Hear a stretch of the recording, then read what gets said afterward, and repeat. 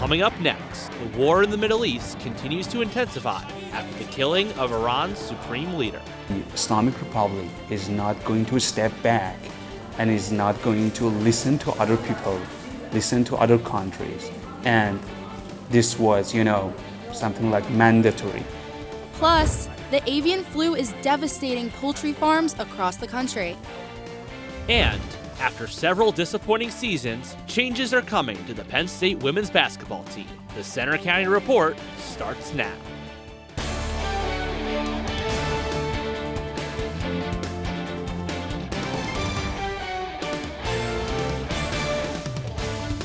Good afternoon. I'm Maya Valerio. And I'm Jack Raczynski. Thanks for joining us for the Center County Report. Our top story, the latest on the war in the Middle East as the U.S. and Israel continue military strikes against Iran. Both countries' military forces are keeping up the bombing campaign since the attacks began last weekend and killed Iran's supreme leader. The chairman of the Joint Chiefs of Staff says the U.S. will start striking deeper into Iran.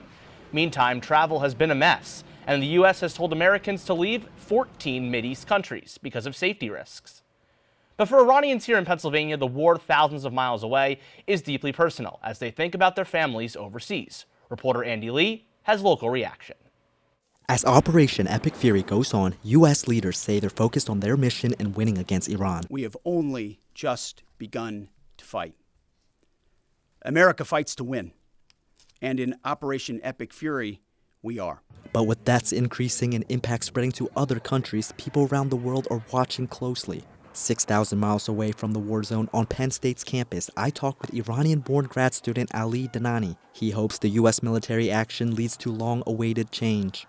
They are all hoping for a better future because of this intervention. After decades of tension with the regime, Danani felt outside intervention was needed. We were almost ready for this escalation because we know that the Islamic Republic is not going to step back and is not going to listen to other people, listen to other countries. And this was, something like mandatory, so it had to come. Danani says reactions to the Ayatollah's death reflect deep division inside the country. So for people who support that, it was a tragedy because they didn't want to lose their, leader.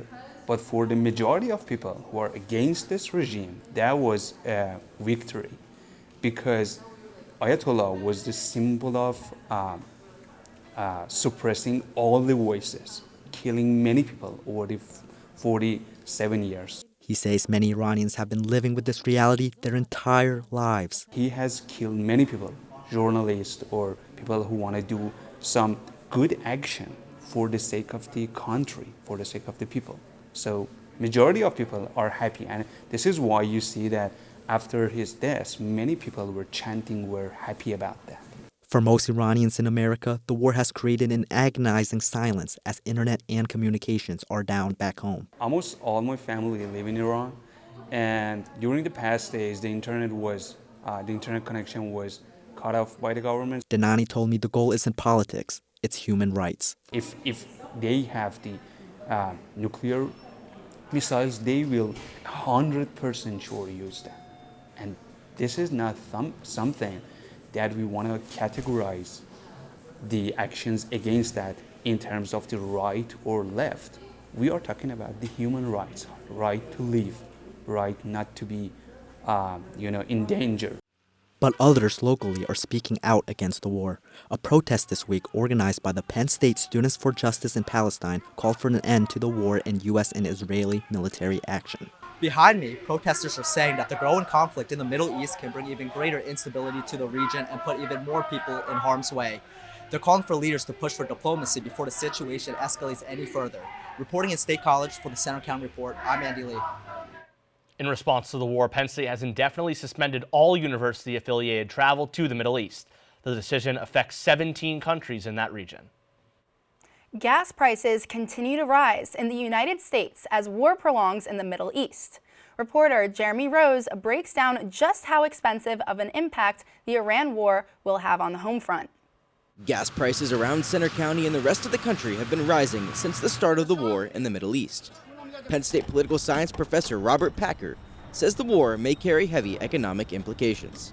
The U.S. would like to get the war over as quickly as possible in order to reduce the volatility in the markets. The Iranians would like to extend this out a bit in order to increase the pain on the U.S. and pressure on the administration. Packer is concerned about how the war may continue to affect prices in the U.S., but Penn State economics professor Bill Goff says it's too early to panic. The U.S. economy is about $30 trillion in size. Defense spending is a little bit more than $1 trillion. And so to have a major impact, you have to increase defense spending a bunch to have a spillover effect on the economy as a whole. The average national price of gas per gallon has risen almost 30 cents in the past week, according to AAA. As of Thursday night in State College, gas prices ranged from $3.19 up to $3.79 in some locations. With gas prices rising both in the area and nationally, President Donald Trump has the ability to tap into the Strategic Petroleum Reserve. It's an option that experts advise against, but could be in play for the Trump administration. The reserve is really more for true shortages like we had in the past oil shocks. It's harder to control the price gasoline with that oil reserve. But oil prices affect more than just gas. Anything that is transported will go up, at least initially, so I can see increases in food prices and prices in general. The last time the U.S. faced an oil shortage was in 2022, when former President Joe Biden pulled out a historic 180 million barrels of gas from the reserve. Prices dropped by at least 13 cents to the gallon nationwide, even up to 40 cents in some locations. With elections right around the corner, Democrats, for instance, have emphasized affordability as a key issue. So while I may hold off on tapping into the Strategic Petroleum Reserve, political reasons may accelerate that process for the administration. Gas now sits at $3.30 per gallon as the war in Iran continues. However, on the home front, Trump's staff experienced a massive shakeup. President Donald Trump removed Kristi Noem as Secretary of Homeland Security on Thursday. Following the firing, he appointed her to serve as an envoy for his new security initiative for the Western Hemisphere, the Shield of the Americas. She's the first cabinet secretary in Trump's second term to leave. Trump said he would tap Oklahoma Republican Senator Markwayne Mullin to replace her. After more than a century of operations, the Rockview State Correctional Institution is now sitting empty. The Pennsylvania Department of Corrections confirmed the facility officially ceased operations on March 1st, ending decades of activity at the prison just outside of Bellefonte. The closure marks the end of an institution that has been a part of Center County's identity for generations. Former employee Douglas Sampsell says many employees feel frustrated to see a workplace that supported local families for decades close down. If you're from here like I am, you would know somebody that worked at Rockview at some point. Somebody's brother, mother, father, sister, somebody, a cousin is going to know somebody that worked there. State officials say they are working to reassign many of the employees, but for now, the future of the Rockview property remains unclear. Pennsylvania is the national epicenter of a bird flu outbreak that's getting worse. More than 7 million chickens have been wiped out in our state in recent weeks. Pennsylvania is ground zero for bird flu in the U.S., with more than 7 million avian flu cases already this past month. Penn State animal sciences experts say the losses are staggering. Well, it's been terrible. This is the highest or the most expensive animal emergency that the USDA has ever dealt with during its history. So it's been devastating. I mean, it's super expensive. Associate Professor of Animal Sciences, Dr. Gino Lorenzoni, has a PhD in avian studies. He says cold weather allows the virus to survive longer in the environment, increasing transmission risk. If just one bird is contaminated, none of its neighboring birds can survive. If one bird is affected and you're raising 1 million, so sadly the virus spreads so quickly that there is no way to contain it. So you have to depopulate the entire flock once a few have been affected. Independent farmer Jack Ray says his Center County flock hasn't been affected by the flu, but that doesn't mean he isn't worried. Losing my flock, if I were to get hit with the avian flu, would be very devastating to my business. Ray is a small-scale farmer who raises his chickens on his own. He says farmers need more help in fighting this disease. The state and the federal government really need to up their game on regulating, monitoring disease and disease outbreaks on farms, especially the largest of the farms. Penn State experts are also trying to help. Dr. John Boney, poultry science professor, told us, quote, Penn State Extension is working to promote biosecurity enhancements on farms of all sizes to prevent the introduction of this deadly virus. Dr. Lorenzoni told me there's currently no health risks posed to consumers, and poultry products remain safe to eat. According to PennDOT, places like the Pennsylvania Turnpike are running into issues with their scanners. They're having trouble differentiating zeros with a slash from the number 8 on the state's new license plates. PennDOT says the issue should improve as scanners become more familiar with the plates and learn to tell them apart. Thousands of people are heading out of Centre County today as Penn State and many local schools head into spring break week. But that means busier roads and airports. Reporter Kate Howie is live at the State College Airport. Kate, is it busy yet? Thanks, Maya. The State College Airport is busy this morning as Penn State students and local families are headed towards warm spring break destinations or just headed home. But this airport is also in the news because of expected changes in its ownership. Jack Raczynski has the details. Just in the past 4 months, 6 times. I'm a frequent flyer. Mary Pat Griffin is traveling out of State College to Chicago on her way to Colorado for her granddaughter's first birthday. Even if flights are late, it's okay. Griffin has flown in and out of here for the past 30 years and enjoys the small airport's hospitality.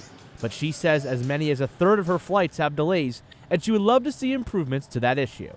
I hope they do increase flights, and I hope they invite more companies in to provide those flights. A recent change might help. Since the airport's inception in the 1950s and its first commercial uses back in 1978, Penn State owned the maintenance and administrative side of operations, while the Centre County Airport Authority owned the terminal. But on February 26th, the university's Board of Trustees voted to approve a sale that would give full control to the CCAA.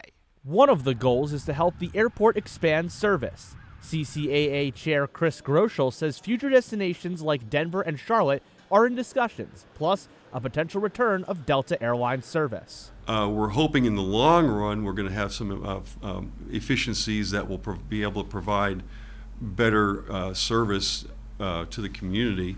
That's in addition to 5 new daily flights on existing routes starting March 30th. Groschel hopes that this can make for easier and cheaper travel. So with under one entity, we'll be able to provide that to the airlines, and hopefully that's going to result in more service, more frequency, hopefully better ticket prices. For those like Mary Pat Griffin, a path to a more efficient State College Airport could be cleared for takeoff. In Benner Township, I'm Jack Raczynski for the Centre County Report. The deal still requires federal approval, but Groschel says the FAA is open to the idea of consolidating the airport to one owner. I'm Kate Howie reporting live. Back to you.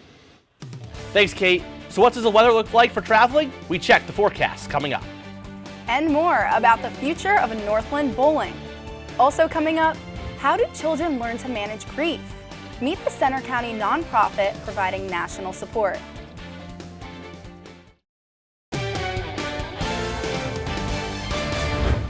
An author is on trial in Utah, accused of killing her husband to collect his life insurance policy. Corey Richens has pleaded not guilty, but her case drew national attention after she published a children's book about grief after her husband's death. But beyond those tabloid-style headlines, experts say books can play a powerful role in helping kids process grief. And in Centre County, one program is working to do just that. Reporter Christian Adia explains. Grief can be complicated for anyone. But for children, it can be even harder to understand. National research shows nearly 1 in 11 American kids will lose a parent or sibling before the age of 18. Penn State clinical psychology professor Jennifer Connell says some children even blame themselves for the loss of a loved one by using a term called magical thinking. If the child doesn't know grandpa was sick or if it was unexpected, that they're connecting that something they did caused it or something that they thought. Experts say that's why having important conversations with your kids matter. But as a parent, sometimes grief can be too much. And that's where the Tides program comes in. The whole mission is that no one has to grieve alone.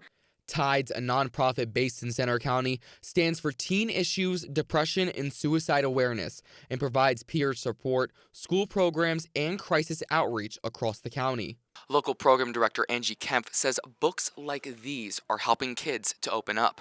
I found that sometimes some of the kids that would not normally share with me are able to express feelings if we're talking about a book character. It's just a little bit more comfortable. When a character experiences loss, children can project their own feelings onto the story, making it easier to talk about what they are feeling. Sometimes kids don't have the vocabulary, the words to put into, or don't have the language to put into words kind of what they're feeling, or don't understand the emotions that they're feeling. Books and programs like Tides can't erase grief, but they can help find the words and provide support to understand it. In State College, I'm Christian Audio with the Center County Report. And parents looking for support on more information for grief resources can contact Tides. Their website is tidesprogram.org, or you can speak with your child's school. Center County United Way has raised almost $1.2 million during its annual charity campaign.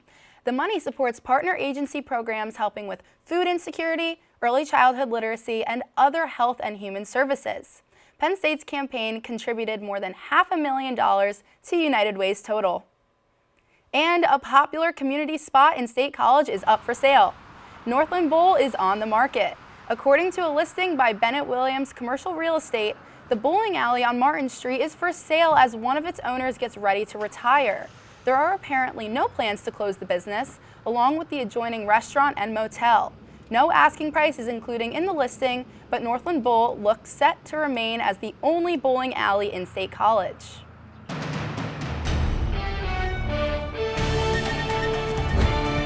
Spirits are up in Happy Valley, and so are the temperatures. Although it's a little bit cloudy and wet outside, we are sitting at a comfortable 50 degrees, and with light winds out of the northeast, our feels-like temperature isn't going to be any different than that.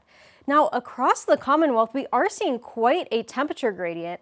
From Pittsburgh 64 degrees to Scranton 40 degrees, that is a 24-degree temperature difference. And that is because these warm conditions that are coming up from the south into western Pennsylvania are being blocked by the mountain ranges over here. But as we head into tomorrow and the system over the Midwest makes its way from all the way over there to our Commonwealth, those temperatures are going to make it over those mountains, bringing us warmth and moisture, two ingredients important for atmospheric instability. And that is why the Storm Prediction Center has issued a low risk for severe weather tomorrow. So if you have any travel plans for your spring break, I'd recommend getting out either today or Sunday. Today, your main worry is going to be a little bit of fog, especially in the mountains and valleys. But as we head throughout the day, it's only going to be a little bit wet, a few spotty showers here or there, but that is your only concern for today. And tomorrow, the morning is also going to be foggy, but as you head into the evening hours, we have this big line of storms. As I mentioned, a slight risk for severe weather, and it's not going to be something you're going to want to be driving in. It's definitely going to impact visibility, make those roads slick, but once it moves out on Sunday morning, you're going to be left with mostly clear conditions, and the only thing that you're going to have to worry about is maybe some fog. Now, today, again, your high is going to be 53. It's going to be warm this entire weekend with only some spotty showers today, a low of 45 tonight as that system moves in, chance for rain, and then with that system moving through, you do have that temperature increase of 66 degrees, but you do have those rains and storms.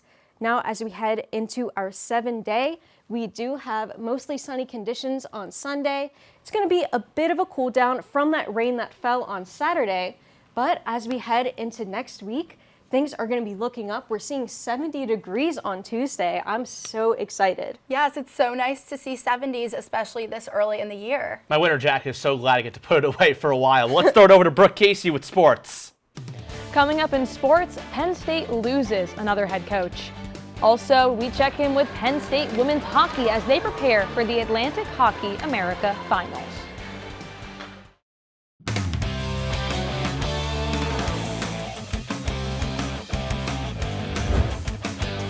I'm Brooke Casey with sports. After 7 seasons with the Lady Lions, head coach Carolyn Keeger has been fired. The decision announced by Athletic Director Pat Kraft yesterday afternoon comes less than a week after the Lady Lions season came to a close. Kier concludes her run with Penn State women's basketball with an 84-123 record. Penn State men's hockey hosts Wisconsin for their final regular season game tonight at Pagula Ice Arena. The Nittany Lions lost to the Badgers in the first game of the series last night. After an even first two periods, the Badgers took over in the third with 4 goals. Penn State currently sits at 12-8-2 in the Big Ten standings, holding the third spot in the Big Ten Conference. The Big Ten tournament begins next week. Head coach Guy Gadowski was unhappy with the third period. We have to find a way to play much like our best hockey. We do, regardless. Like I said, I mean, it was a pretty good hockey game for 2.5 periods, and we didn't show up at the end, and that's concerning. Now to women's hockey, where the Nittany Lions are looking for their 4th straight AHA title. The ladies come off a sweep against Syracuse in the semifinals, winning 7-0 on Friday and 2-1 on Saturday.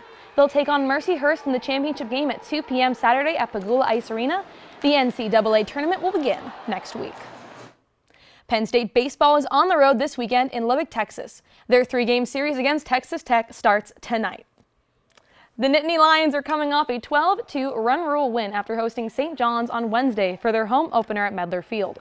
Penn State's record now stands at 4-6 this season. Penn State softball is off to a hot start, 16-4. Freshman third baseman Allison Oneacre is ranked number 1 at her position entering March by Softball America.